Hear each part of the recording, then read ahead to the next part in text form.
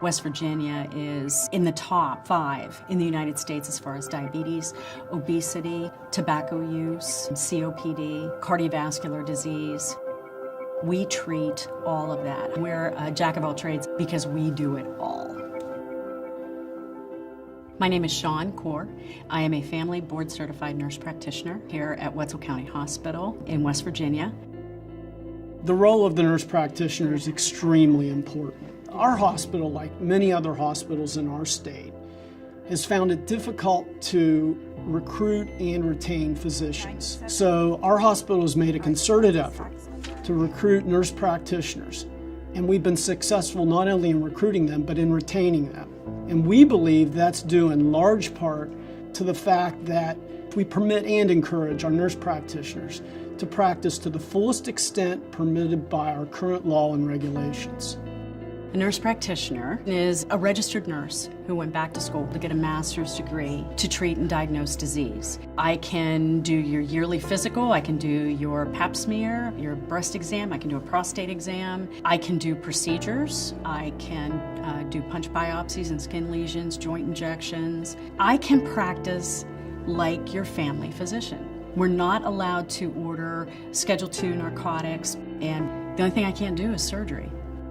We had 4 different practices in 4 different buildings. So I went to the hospital and said, I think that we could put all these practices together. And what happened was they gave us a wing of the hospital that was unused, and we opened 4 different practices. The clinic itself serves 4,784 patients. If we weren't here, there are many people who would not have health care.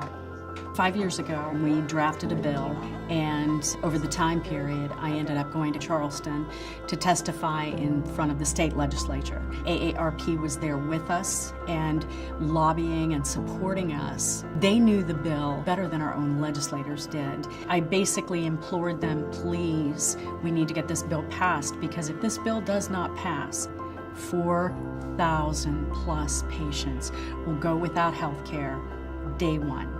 The representatives heard that, and the governor heard it, and 4334 got passed. And now even if one of us leaves, or if, the physician retires, we will be here.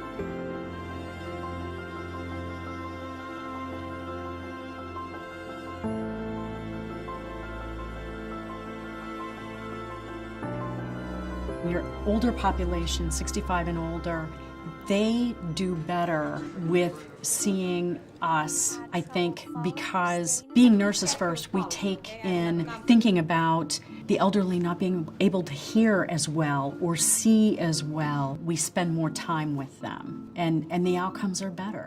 I didn't know her. I never had met her before. We became real close friends. My blood work came back. I remember talking to her. I said my blood work was probably a train wreck.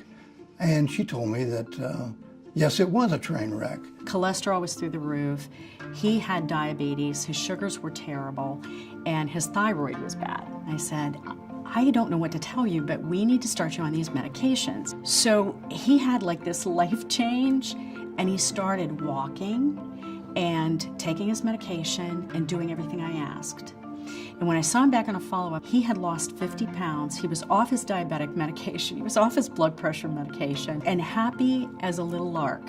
I told her at one time that if she ever left, make sure she left a forwarding address, because wherever she went, I would travel to be there. She's never turned anyone away.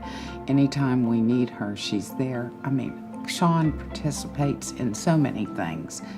Not just here, not just her patients, in her patient's life. If she were not here, there is no doubt that there's a lot of people that would not have any health care. I want people to know that I'm here from the beginning when you become my patient, and I will be with you to the end. And I've had patients that have come in and have said, I will miss you, and I say, I will miss you, and they'll say, I'll see you again. And I am very honored that they give that to me, because they trust.